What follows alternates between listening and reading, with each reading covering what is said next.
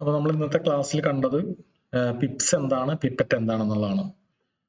അപ്പോൾ നമ്മൾ Indian rupees അതുപോലെ പൈസ ഒരു സ്റ്റോക്ക് നമ്മൾ വാങ്ങുമ്പോൾ അതിൽ നമ്മൾ പലപ്പോഴും സ്റ്റോപ്പ് ലോസ് ടാർഗറ്റ് ഒക്കെ വെക്കാറുണ്ട്. അപ്പോൾ നമ്മൾ ഓൾറെഡി എത്ര ക്വാണ്ടിറ്റി ആണ് വാങ്ങേണ്ടതെന്നുള്ളത് അളക്കാൻ വേണ്ടിയിട്ടാണ് നമ്മൾ ഈ സ്റ്റോപ്പ് ലോസിലേക്കുള്ള ദൂരം അളക്കുന്നത്. അതുപോലെ തന്നെ നമ്മൾ കറൻസി പേയേഴ്സിൽ നമ്മൾ ഒരു സ്ഥലത്ത് നിന്ന് നമ്മൾ വാങ്ങുമ്പോൾ അതിൻ്റെ സ്റ്റോപ്പ് ലോസ്, ഇപ്പോൾ ഫോർ എക്സാമ്പിൾ നമ്മൾ ഈ AUD USD എന്ന് പറയുന്ന ഒരു പെയർ നമ്മൾ വാങ്ങുമ്പോൾ അതിൻ്റെ സ്റ്റോപ്പ് ലോസ് നമ്മൾ ഇവിടെയാണ് വെക്കണമെന്ന് വിചാരിച്ചു. അപ്പോൾ ഇവിടെ മുതൽ ഇവിടം വരെ, അതായത് നമ്മൾ വാങ്ങിയ പോയിന്റിൽ നിന്ന് ഈ ഒരു പോയിന്റ് വരെ എത്ര മെഷർമെന്റ്, എത്ര ഡിസ്റ്റൻസ് ഉണ്ടെന്നുള്ളത് മെഷർ ചെയ്യാൻ വേണ്ടിയിട്ടുള്ള ഒരു യൂണിറ്റ് ആണ് പിപ്സ്. അപ്പോൾ ഒരു കറൻസി പെയറിന്റെ ചാർട്ട് എടുത്തു കഴിഞ്ഞാൽ ഏതെങ്കിലും ഒരു രണ്ട് റാൻഡം പോയിന്റ്, ഫോർ എക്സാമ്പിൾ ഇവിടെ മുതൽ ഇവിടം വരെ എത്ര ഡിസ്റ്റൻസ് ഉണ്ട്, അത് നമുക്ക് പല പർപ്പസ് ഉണ്ട്. മെയിൻ ആയിട്ടുള്ള പർപ്പസ് എന്ന് പറയുന്നത് നമ്മളുടെ എൻട്രി പോയിന്റിൽ നിന്ന്, ഫോർ എക്സാമ്പിൾ ഇപ്പൊ നിൽക്കുന്ന പ്രൈസ് ഇതാണെന്ന് വിചാരിച്ചു, ഈ ബ്ലൂ കളർ എൻട്രി പോയിന്റിൽ നിന്ന് നമ്മുടെ സ്റ്റോപ്പ് ലോസിലേക്കുള്ള ദൂരം, സ്റ്റോപ്പ് ലോസ് ഇവിടെയാണെന്ന് വിചാരിച്ചു, സ്റ്റോപ്പ് ലോസിലേക്കുള്ള ദൂരം അളക്കാൻ വേണ്ടിയിട്ടാണ് നമ്മൾ യൂസ് ചെയ്യുക. ഓക്കെ, അപ്പൊ ഇതെങ്ങനെയാണ് ഇത് അളക്കണം എന്ന് വെച്ച് കഴിഞ്ഞാൽ നമ്മളിവിടെ എടുത്ത് നോക്കിക്കഴിഞ്ഞാൽ കാണാം, ജപ്പാനീസ് യെൻ കഴിച്ചിട്ടുള്ള ബാക്കിയുള്ള പെയറുകൾ, ജപ്പാനീസ് യെൻ ഇല്ലാത്ത ബാക്കിയുള്ള പെയറുകളിലും ഇതുപോലെ ഒരേ സിംഗിൾ ഫോർമാറ്റ് ആണ്. ഒന്നില്ലെങ്കിൽ 0 വെച്ചിട്ട് സ്റ്റാർട്ട് ചെയ്യും, അല്ലെങ്കിൽ 1 വെച്ചിട്ട് സ്റ്റാർട്ട് ചെയ്യും, വളരെ അപൂർവമായിട്ട് 2 വെച്ചിട്ട് സ്റ്റാർട്ട് ചെയ്യും അല്ലെ. ജപ്പാനീസ് യെൻ നോക്കിക്കഴിഞ്ഞാൽ വലിയ സംഖ്യകളാണ്, 111, 194 JPY അല്ലെ. ഇവിടുത്തെ JPY എവിടെയാണ്? Euro JPY 181. അപ്പൊ നമ്മൾ പഠിക്കാൻ പോകുന്നത് ജപ്പാനീസ് യെൻ ഇല്ലാത്ത കറൻസി പേയേഴ്സ് എങ്ങനെയാണ് അളക്കാന്നുള്ളതാണ്. അപ്പൊ അത് കഴിഞ്ഞിട്ട് നമുക്ക് ജപ്പാനീസ് യെൻ ഫോക്കസ് ചെയ്യാം. അപ്പൊ ജപ്പാനീസ് യെൻ ഇല്ലാത്ത എല്ലാ കറൻസി പെയറിന്റെ ഫോർമാറ്റ് എന്ന് പറഞ്ഞാൽ ബേസിക്കലി ഇതുപോലെയാണ്. അതായത് ആദ്യം ഒരു സംഖ്യ ഉണ്ടായിരിക്കും, അതിനുശേഷം ഒരു പോയിന്റ് ഉണ്ടായിരിക്കും, അതിനുശേഷം ഒരു 5 സംഖ്യ ഉണ്ടായിരിക്കും. അപ്പൊ ഞാനിവിടെ X ഇട്ടേക്കണത്, ആ X ഒരു സംഖ്യയായിട്ട് നമുക്ക് കണക്കൂട്ടാം. അപ്പൊ നമ്മൾ ഇത് എങ്ങനെയാണ് അളക്കാന്ന് ചോദിച്ചു കഴിഞ്ഞാൽ അതിനൊരു വളരെ സിമ്പിൾ ആയിട്ടുള്ള ഒരു സ്റ്റെപ്സ് ഉണ്ട്. ആ സ്റ്റെപ്പ് വെച്ചിട്ട് നമ്മൾ അളക്കുകയാണെങ്കിൽ അതൊന്ന് പ്രാക്ടീസ് ചെയ്ത് കഴിഞ്ഞാൽ നമുക്ക് വളരെ സ്പീഡിൽ അളക്കാൻ പറ്റും. അപ്പൊ ഈ പോയിന്റ് കഴിഞ്ഞിട്ട് 5 സംഖ്യകളുണ്ട്. അതിൽ അവസാനത്തെ സംഖ്യ നമ്മൾ ഒമിറ്റ് ചെയ്യുക, അല്ലെങ്കിൽ നമ്മളത് കണ്ടില്ല എന്ന് അടിക്കുന്നു. അപ്പൊ ഫോർ എക്സാമ്പിൾ ഞാനൊരു എക്സാമ്പിൾ കാണിക്കാം. ഇപ്പോൾ നമ്മൾ ഇവിടെയാണ് നമ്മുടെ സ്റ്റോപ്പ് ലോസ് വെക്കണം. അപ്പൊ ഈ ഒരു AUD USD നമുക്ക് എക്സാമ്പിൾ ആക്കാം. ഈ രണ്ട് വാല്യൂസ് തമ്മിലുള്ള വ്യത്യാസമാണ് നമുക്ക് അളക്കേണ്ടത് അല്ലെ. അപ്പൊ ഇത് നമുക്ക് ഇവിടെ നിന്ന് സൂം ചെയ്ത് കാണിക്കാം. ഓക്കെ, ആ ഗ്രീനും റെഡും തമ്മിലുള്ള വ്യത്യാസമാണ് നമുക്ക് അളക്കേണ്ടത്. അപ്പൊ നമ്മൾ എന്ത് ചെയ്യണം? ഈ അവസാനത്തെ സംഖ്യ, ഇതിനെയാണ് നമ്മൾ പിപ്പറ്റ് എന്ന് പറയാം. ഇതിന് വളരെ വാല്യൂ കുറവാണ്, ഇത് ചില്ലറ പൈസ പോലെയാണ്. ഇത് നമ്മൾ കണ്ടില്ല എന്നടിക്കാണ്. ഓക്കെ, ഒമിറ്റ് ചെയ്യാണ്. പിന്നെ കോമൺ ആയിട്ടുള്ള ഈ പോയിന്റ് നമുക്ക് മനസ്സിൽ നിന്ന് എടുത്ത് കളയാം. ഈ പോയിന്റ് ഇല്ല എന്ന് വിചാരിച്ചോ, ഈ കോമൺ ആയിട്ടുള്ള സ്റ്റാർട്ടിങ് തുടങ്ങിയുള്ള വാല്യൂസ് എല്ലാം നമ്മൾ ഒമിറ്റ് ചെയ്യാണ്. ഫോർ എക്സാമ്പിൾ ഇവിടെ നോക്കുകയാണെങ്കിൽ 0 കോമൺ ആണ്, 7 കോമൺ ആണ്, 0 കോമൺ ആണ്, ഇത് ഇവിടെയുണ്ട് അല്ലെ. ബാക്കിയുള്ളതാണ് നമ്മുടെ, ഇത് തമ്മിലുള്ള വ്യത്യാസമാണ് നമുക്ക് അളക്കേണ്ടത്. ഞാനോട് സൂം ചെയ്യാം. എത്രയാണ്? 39 നിന്ന് 30 കുറച്ചാൽ എത്രയാണ്? Answer is 9. ഓക്കെ, അപ്പൊ ഒരു എക്സാമ്പിളും കൂടി നമുക്ക് കാണാം. ജപ്പാനീസ് യെൻ നമ്മളിപ്പോ നോക്കുന്നില്ല, ജപ്പാനീസ് യെൻ അല്ലാത്ത പെയറുകൾ അല്ലെ.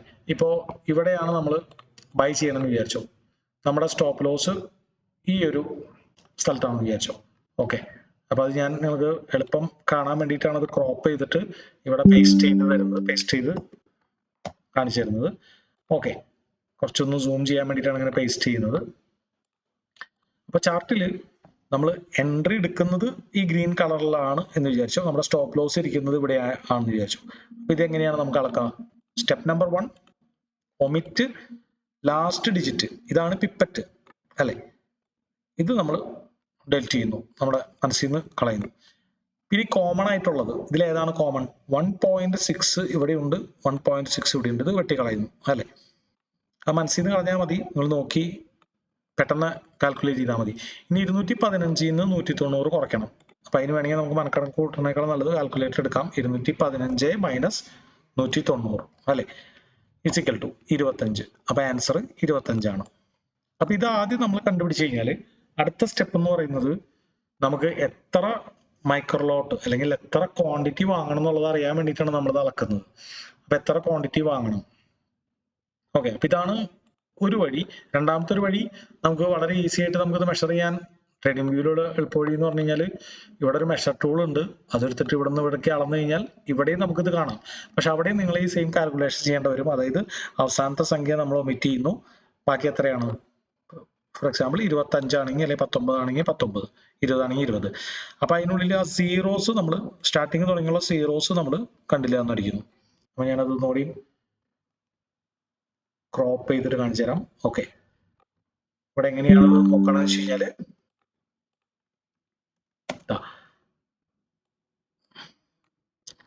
ഇവിടെയും അതുപോലെ തന്നെ ഈ അവസാനത്തെ സംഖ്യ നമുക്ക് വേണ്ട. അപ്പൊ ഇതിൻ്റെ ഉള്ളിൽ കുറെ എലമെന്റ്സ് ഉണ്ട്. ഇതിൽ ഫസ്റ്റ് എലമെന്റ് ആണ് നമുക്ക് പിപ്സ് കാണിച്ചു തരുന്നത്. ഈ സ്റ്റാർട്ടിങ് തുടങ്ങിയുള്ള ഡെസിമൽ അടക്കമുള്ള സീറോയും ക്യാൻസൽ ചെയ്ത് കളയുന്നു. ബാക്കി എത്രയാണ്? 20. അപ്പോൾ നമ്മൾ മെഷർ ടൂൾ വെച്ചിട്ട് നമുക്കത് അളക്കാം. ഓക്കെ, ഇനി എന്തിനാണ് അളക്കുന്നത്? നമുക്ക് എത്ര ക്വാണ്ടിറ്റി എടുക്കണം എന്നുള്ളത് അറിയാൻ വേണ്ടിയിട്ടാണ്. ആ ക്വാണ്ടിറ്റി എടുക്കണമെങ്കിൽ അത് കാൽക്കുലേറ്റ് ചെയ്യാൻ വേണ്ടിയിട്ടുള്ള ഒരു കാൽക്കുലേറ്റർ ആണ് പൊസിഷൻ സൈസ് കാൽക്കുലേറ്റർ. അപ്പൊ ഇത് കിട്ടണമെങ്കിൽ നിങ്ങൾ പൊസിഷൻ സൈസ് കാൽക്കുലേറ്റർ എന്ന് പറഞ്ഞാൽ അടിച്ചാൽ മതി.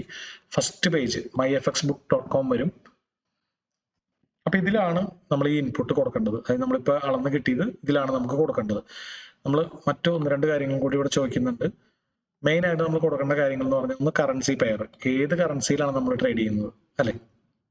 EURCAD. അപ്പൊ നമുക്ക് വേണമെങ്കിൽ ഇത് ഇവിടെ നിന്ന് കോപ്പി ചെയ്ത് പേസ്റ്റ് ചെയ്യാം. EURCAD ഒന്ന് കോപ്പി ചെയ്തിട്ട് ഇവിടെ പേസ്റ്റ് ചെയ്യാം. അല്ലെങ്കിൽ ആദ്യത്തെ 4 ലെറ്റർ അടിച്ചു കൊടുത്താൽ മതി. എന്നിട്ട് നമുക്ക് ഇതിൽ നിന്ന് മൗസ് കൊണ്ട് ഇതുപോലെ സെലക്ട് ചെയ്യാം EURCAD. നമ്മുടെ കയ്യിലുള്ള കറൻസി ഏതാണെന്നുള്ളതാണ് രണ്ടാമതായിട്ട് ചോദിക്കുന്നത്. അപ്പൊ നമ്മൾ ആസ് എൻ ഇന്ത്യൻ നമ്മളൊരു ട്രേഡിംഗ് ബ്രോക്കർ എടുത്ത് നമ്മൾ കീപ്പ് ചെയ്തിട്ടുണ്ടാവുക ഡോളർ ആയിട്ടായിരിക്കും. നമ്മുടെ അക്കൗണ്ട് സൈസ് ഉദാഹരണത്തിന് ഞാനിവിടെ ഒരു $500 കൊടുക്കുന്നത്. ഞാൻ എത്ര രൂപയ്ക്കാണ് എത്ര ഡോളറിനാണ് ആദ്യം ട്രേഡ് ചെയ്യുന്നത്, അതിന്റെ കറൻസി അല്ലെങ്കിൽ അതിന്റെ ക്യാപിറ്റൽ ആണ് അക്കൗണ്ട് സൈസ് എന്ന് പറയുന്നത്. ഇനി നമ്മൾ എത്ര ശതമാനം റിസ്ക് എടുത്തിട്ടാണ് ട്രേഡ് ചെയ്യാൻ ഉദ്ദേശിക്കുന്നത്? അപ്പൊ ഞാൻ പറഞ്ഞു വേൾഡിലുള്ള പ്രൊഫഷണൽ ട്രേഡേഴ്സ് എല്ലാവരും ഒരു ഫിക്സഡ് റിസ്കിലാണ് ട്രേഡ് ചെയ്യുക. അത് 1% അല്ലെങ്കിൽ 2%. നമുക്കൊരു എക്സാമ്പിൾ ആയിട്ടോടെ 2% കൊടുക്കാം. ഇനി സ്റ്റോപ്പ് ലോസിലേക്കുള്ള ദൂരം അതാണ് നമ്മൾ നേരത്തെ കാൽക്കുലേറ്റ് ചെയ്ത് വെച്ചേക്കുന്നത്. For example 25. അപ്പൊ 25 എന്നുള്ളത് ഇവിടെ അടിച്ചിട്ട് കാൽക്കുലേറ്റ് ബട്ടൺ അമർത്താം. അപ്പൊ ഇവിടെ കാണും 0.06 ലോട്ട്സ്. അപ്പൊ നമ്മൾ പറഞ്ഞു 0.06 ലോട്ട്സ് എന്ന് പറഞ്ഞാൽ അതിനെ മൈക്രോ ലോട്ട്സ് എന്നാണ് നമ്മൾ പറയുക. 0.01 എന്ന് പറഞ്ഞാൽ ഒരു മൈക്രോ ലോട്ട്, 0.06 എന്ന് പറഞ്ഞാൽ 6 മൈക്രോ ലോട്ട്. ഓക്കെ, അപ്പൊ അടുത്തതായിട്ട് നമുക്കത് കാണാം എന്താണ് ലോട്ട് സൈസ് എന്നുള്ളത്.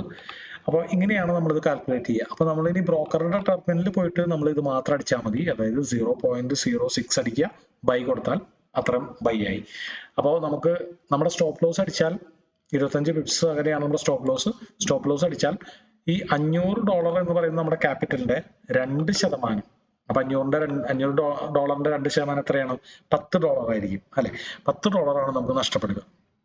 അപ്പോൾ വെളിയിലുള്ള പ്രൊഫഷണൽ ട്രേഡേഴ്സ് എല്ലാവരും ഒരു ഫിക്സഡ് റിസ്ക് എടുത്തുകൊണ്ടാണ് ട്രേഡ് ചെയ്യാറ്. അപ്പോൾ സാധാരണ നിലയ്ക്ക് നമുക്ക് എപ്പോഴും അടിച്ചു കൊടുക്കേണ്ട വരുന്നത് 1 അല്ലെങ്കിൽ 2 ആയിരിക്കും. അപ്പൊ ബിഗിനേഴ്സ് എല്ലാവരും 1% റിസ്ക് എടുത്തിട്ട് ട്രേഡ് ചെയ്യാനാണ് പ്രൊഫഷണൽ ട്രേഡേഴ്സ് എല്ലാവരും നിർദ്ദേശിക്കുന്നത്. ഓക്കെ, അപ്പൊ ഞാനിവിടെ എക്സാമ്പിൾ ആയിട്ട് 2 അടിച്ചു എന്നുള്ളൂ. ഓക്കെ, ഇനി നമ്മൾ മനസ്സിലാക്കേണ്ടത് കറൻസികൾ ട്രേഡ് ചെയ്യുന്നത് ഒരെണ്ണമായിട്ടല്ല, ഒരു ബണ്ടിലായിട്ടാണ്. അപ്പൊ അത്തരത്തിലുള്ള ഒരു ബണ്ടിലെയാണ് നമ്മൾ സ്റ്റാൻഡേർഡ് ലോട്ട് എന്ന് വിളിക്കുന്നത്, അല്ലെങ്കിൽ ലോട്ട് എന്ന് വിളിക്കുന്നത്. ലോട്ട് എന്ന് പറഞ്ഞാൽ ഒരു ബണ്ടില്. അപ്പോൾ ഒരു സ്റ്റാൻഡേർഡ് ലോട്ട് എന്ന് പറഞ്ഞാൽ നമ്മൾ മനസ്സിലാക്കുക, നമ്മൾ ഏത് കറൻസിയാണോ വാങ്ങുന്നത് അല്ലെങ്കിൽ ഏത് കറൻസി പെയർ ആണോ വാങ്ങുന്നത് ആ പെയറിലെ base currency. For example euro USD ആണെങ്കിൽ യൂറോ ആണ് ബേസ് കറൻസി അല്ലെ. അപ്പൊ ആ യൂറോന്റെ 10,000 യൂണിറ്റ്സ് ആണ് നമ്മൾ വാങ്ങുന്നത്. അതായത് 10,000 യൂറോ ആണ് നമ്മൾ ഡോളർ കൊടുത്തിട്ട് വാങ്ങുന്നത്, അതിന് സമമാണ്. അപ്പൊ സാധാരണ നിലയ്ക്ക് ആരും സ്റ്റാൻഡേർഡ് ലോട്ട് ബിഗിനിങ് സ്റ്റേജിൽ വാങ്ങാറില്ല. അപ്പൊ സാധാരണ നിലയ്ക്ക് ഒരു $500 അല്ലെങ്കിൽ $1000 ഉള്ള ഒരു അക്കൗണ്ടിൽ നമുക്ക് മൈക്രോ ലോട്ടാണ് വാങ്ങാൻ പറ്റുക. ഈ പറഞ്ഞ പോലെ 1% 2% റിസ്ക് എടുക്കണമെങ്കിൽ. ഇപ്പൊ നമ്മൾ നേരത്തെ കണക്ക് കൂട്ടിയത് 0.06 ആണ് നമുക്ക് കിട്ടിയത്, അതായത് 6 മൈക്രോ ലോട്ട്. അപ്പൊ ഈ സ്റ്റാൻഡേർഡ് ലോട്ടിന്റെ 10-1 മിനി ലോട്ട്. അതായത് ഇവിടെ 1,00,000 കറൻസിക്ക് പകരം നമ്മൾ വാങ്ങുക 10,000 കറൻസി ആയിരിക്കും. അതുപോലെ മൈക്രോ ലോട്ട് എന്ന് പറഞ്ഞാൽ ഈ മിനി ലോട്ടിന്റെയും 10-1 അല്ലെങ്കിൽ സ്റ്റാൻഡേർഡ് ലോട്ടിന്റെ 100-1. അപ്പോൾ ഒരു സ്റ്റാൻഡേർഡ് ലോട്ട് എന്ന് പറഞ്ഞാൽ 1,00,000 കറൻസി, അതുപോലെ മിനി ലോട്ട് എന്ന് പറഞ്ഞാൽ 10,000 കറൻസി, അതുപോലെ മൈക്രോ ലോട്ട് നമ്മൾ എപ്പോഴും ഫോക്കസ് ചെയ്യേണ്ടത് മൈക്രോ ലോട്ടാണ് നമ്മൾ ബിഗിനിങ് സ്റ്റേജിൽ എപ്പോഴും വാങ്ങുക. അപ്പൊ മൈക്രോ ലോട്ട് എന്ന് പറഞ്ഞാൽ വെറും 1000 കറൻസിയാണ് നമ്മൾ വാങ്ങുക. ഓക്കെ, അപ്പൊ പല ആൾക്കാരും വിചാരിക്കുന്നുണ്ടാവും ഈ 1000 കറൻസി വാങ്ങുന്നത് വളരെ ഗുരുതരമല്ലേ, അക്കൗണ്ടിൽ വലിയ ഫ്ലക്ച്വേഷൻ ഉണ്ടാവില്ല എന്ന്. ഇല്ല, ഈ കറൻസികളുടെ വാല്യൂ വളരെ സ്ലോവിലാണ് മൂവ് ചെയ്യാറ്. നമ്മൾ ഒരു ദിവസം കഴിയുമ്പോഴേക്കും $95 ഒരിക്കലും $100 ഒന്നും ആവാറില്ല അല്ലെ. 100 രൂപയൊന്നും ആവാറില്ല. ഒരു ഡോളറിന് ഇപ്പൊ 95 രൂപയാണെങ്കിൽ അത് പെട്ടെന്ന് പിറ്റേ ദിവസം 100 രൂപ ആവാറില്ല. അപ്പൊ വളരെ നേരത്തെ വ്യതിയാനമാണ് കറൻസിയുടെ വാല്യൂവിന് പൊതുവെ ഉണ്ടാവാറുള്ളൂ. അതുകൊണ്ട് നമ്മൾ ഒരു മൈക്രോ ലോട്ട് വാങ്ങുക എന്ന് പറഞ്ഞാൽ 1000 കറൻസിയാണ് നമ്മൾ വാങ്ങുന്നതെന്ന് മനസ്സിലാക്കുക. അതുപോലെ തന്നെ നമ്മൾ ഏത് കറൻസി പെയർ ആണോ ട്രേഡ് ചെയ്യുന്നത്, ഫോർ എക്സാമ്പിൾ യൂറോ CAD ആണെങ്കിൽ UR/CAD ആണെങ്കിൽ അതിന്റെ ബേസ് കറൻസി അതായത് യൂറോ ആണ് നമ്മൾ വാങ്ങുന്നത്. നമ്മുടെ കയ്യിലിരിക്കുന്ന ഡോളർ കൊടുത്തിട്ട് യൂറോ ആണ് വാങ്ങുന്നത്. ഓക്കെ, അപ്പൊ ഇത്രയാണ് നമ്മൾ ഇന്നത്തെ ക്ലാസ്സിൽ കവർ ചെയ്തത്. അപ്പൊ നിങ്ങളിത് കുറച്ച് എക്സസൈസുകൾ പോലെ ചെയ്യാം. ഫോർ എക്സാമ്പിൾ യൂറോ JPY അല്ലെ, ഇപ്പോഴത്തെ പ്രൈസ് എന്ന് പറയുന്നത് 181.574 അപ്പൊ JPY വെച്ചിട്ടുള്ള പെയറുകളിൽ എങ്ങനെയാണ് ഇതേ സെയിം മെത്തേഡ് തന്നെ നമുക്ക് കാൽക്കുലേറ്റ് ചെയ്യാം. ഇവിടെയാണ് നമ്മുടെ സ്റ്റോപ്പ് ലോസ് വെക്കണമെന്ന് വിചാരിച്ചു. അപ്പൊ 181.572 181.094. ഇപ്പൊ നമുക്ക് ഇതിന്റെ തമ്മിലുള്ള വ്യത്യാസം ഒന്ന് കാൽക്കുലേറ്റ് ചെയ്ത് കണ്ടുപിടിക്കാൻ ശ്രമിക്കാം.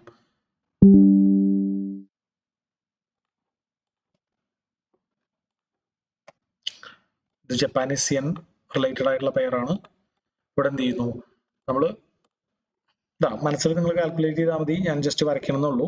ഏറ്റവും അവസാനത്തെ ആ ഒരു സംഖ്യ നമ്മൾ ഒമിറ്റ് ചെയ്യാണ്, അത് കണ്ടില്ല എന്നടിക്കുകയാണ്. ഓക്കെ, ഇതിൽ കോമൺ ആയിട്ടുള്ളതും നമ്മൾ കണ്ടില്ല എന്നടിക്കുകയാണ്. എന്തൊക്കെയാണ്? 181 ഉണ്ട്, ഈ ഡെസിമലും ഉണ്ട്, പോയിന്റും ഉണ്ട് അല്ലെ. ബാക്കി എത്രയാണ്? 57 ഉണ്ട്, ഇവിടെ 0.9 ഉണ്ട്. അപ്പൊ നമുക്ക് എന്ത് ചെയ്യാം, കാൽക്കുലേറ്റർ എടുത്തിട്ട് 57 വലുതിൽ നിന്ന് ചെറുത് കുറയ്ക്കുക, -0.9 സമം 48. 48 പിപ്സ് ആയിരിക്കും നമുക്ക് സ്റ്റോപ്പ് ലോസിലേക്കുള്ള ദൂരം.